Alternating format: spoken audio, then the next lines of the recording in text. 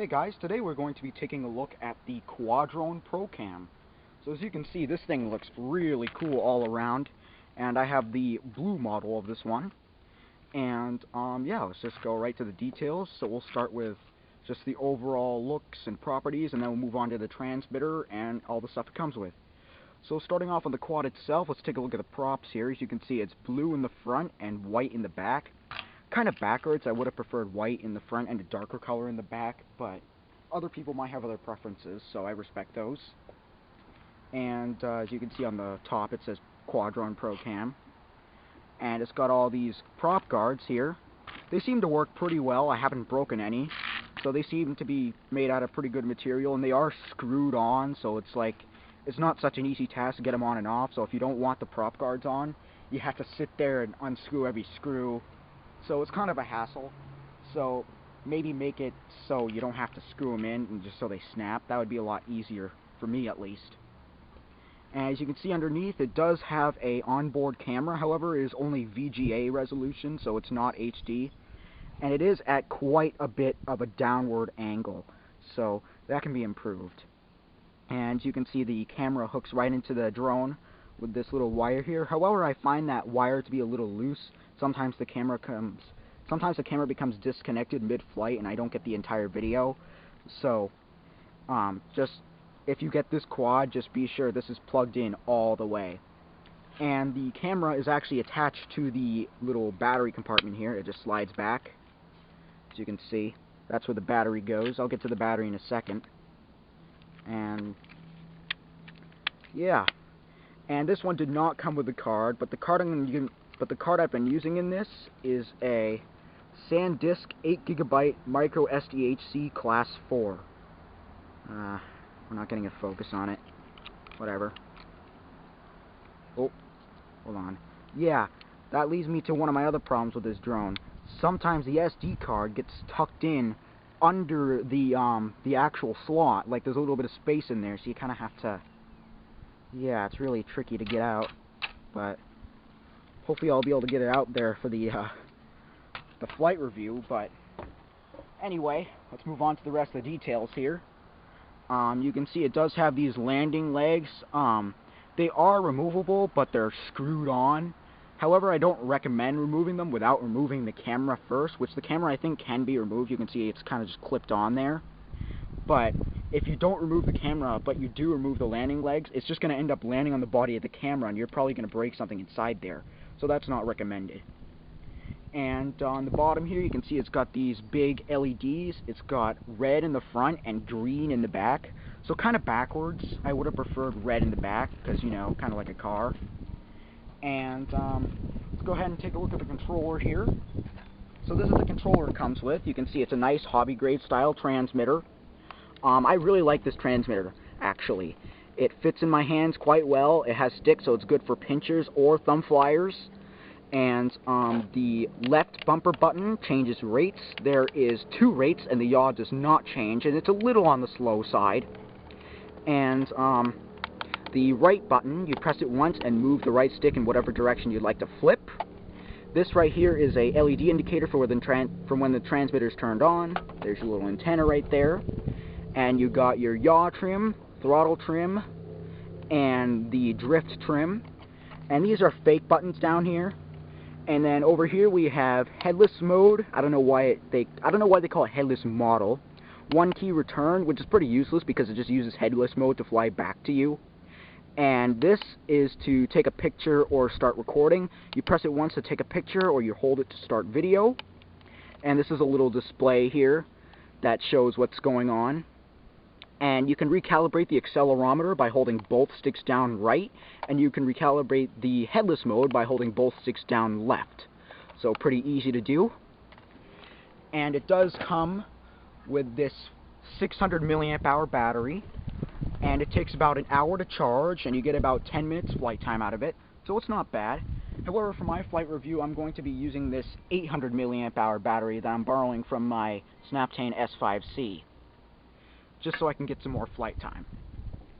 But I think that's pretty much it for the review part, so let's go ahead and take it for a flight.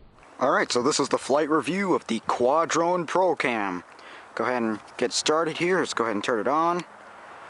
And you got your LEDs there. Let's go ahead and turn on the controller.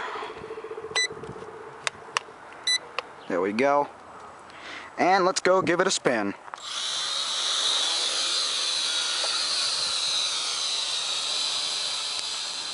Have not calibrated the accelerometer, so I don't know how well it's going to perform. Let's go ahead and put it on high rates just so we can fight the wind a little better here.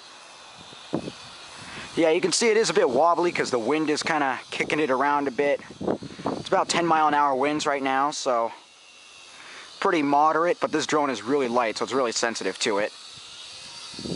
And let's go ahead and show its yaw. Whoa.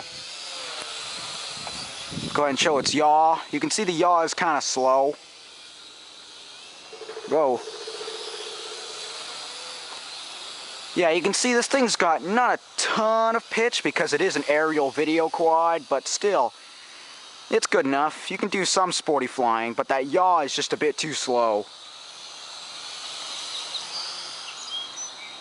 Low passes are fun to do with this drone.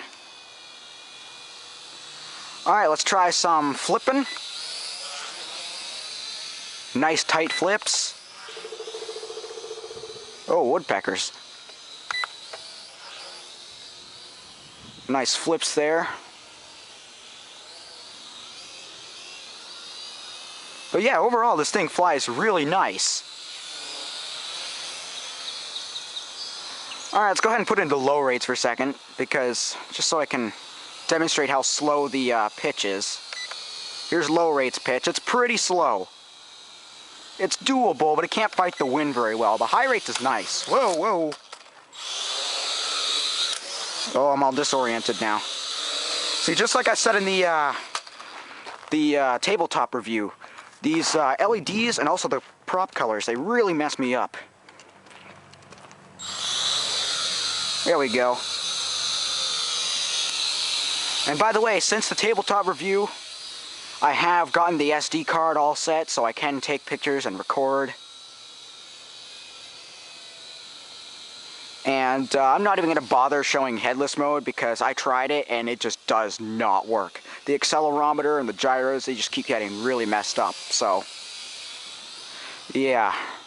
Alright, let's go ahead and bring it back here, show its stability. It might be kind of hard considering this is a light drone, but you can see it's not that bad. It's tending to drift in the wind a little bit. But overall, it's doing pretty well. Alright, let's go ahead and start the camera. And this is something I didn't mention in the review. The transmitter beeps the entire time it's recording. You can see the red light there in the camera. That means it is recording.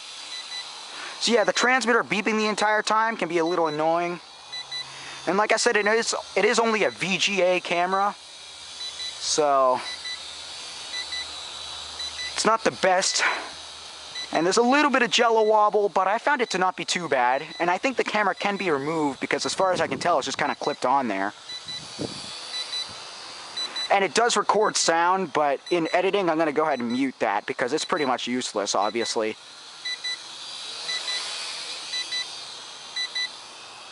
This thing flies really smooth. Let's go ahead and get a flip-on video for the heck of it. Yeah, you can see because of its light weight, it has trouble keeping up with the throttle after a flip, so.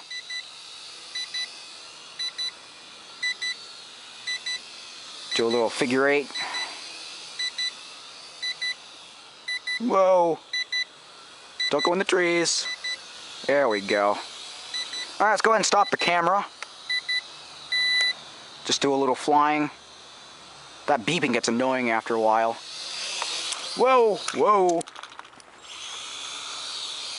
There we go. And like I said in the review, I am using the 800 milliamp hour battery that I'm borrowing from my S5C. So just get plenty battery out of this. You can see I haven't hit LVC yet. Yes, this does have LVC. I think it's like 40 to 45 seconds-ish, so plenty of time to get it back to you. And this has no altitude hold, so you have to keep on top of the throttle the entire time, so. Yeah. I mean, if it doesn't have altitude hold, that can be a good thing. in a way, because altitude hold can make the throttle kind of weird. It makes it spring-loaded. It's kind of hard to control. But with this, it doesn't seem to be an issue because it doesn't have it. Oh, losing orientation. Come on, come back. Alright, bring it in here, do a little droney picture. Bring it down to like right there. There we go, I took a picture. And I was just flying around for a few more minutes. Let's take a look at that yaw again. You can see it is a bit on the slow side. When it comes to throttle though, this thing is pretty punchy. Take a look at this, you can see it rises pretty fast. Bring it down here a little bit because my yard's kind of small. I don't want it flying away on me. And the winds, you never know, they could be stronger up there.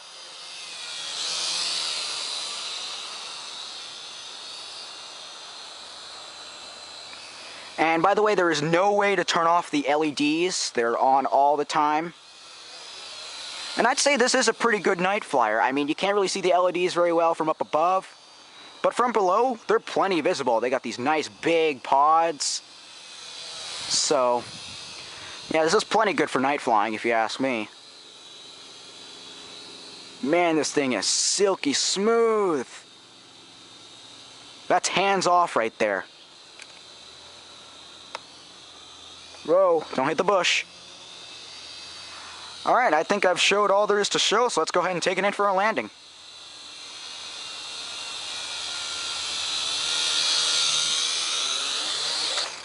A little bit bumpy on that landing, but good enough. Alright, that was the flight review of the Quadrone Pro-Cam. Pretty cool drone if you ask me. Flies pretty nice. Alright, well, thank you for watching. Please subscribe, and I'll see you next time.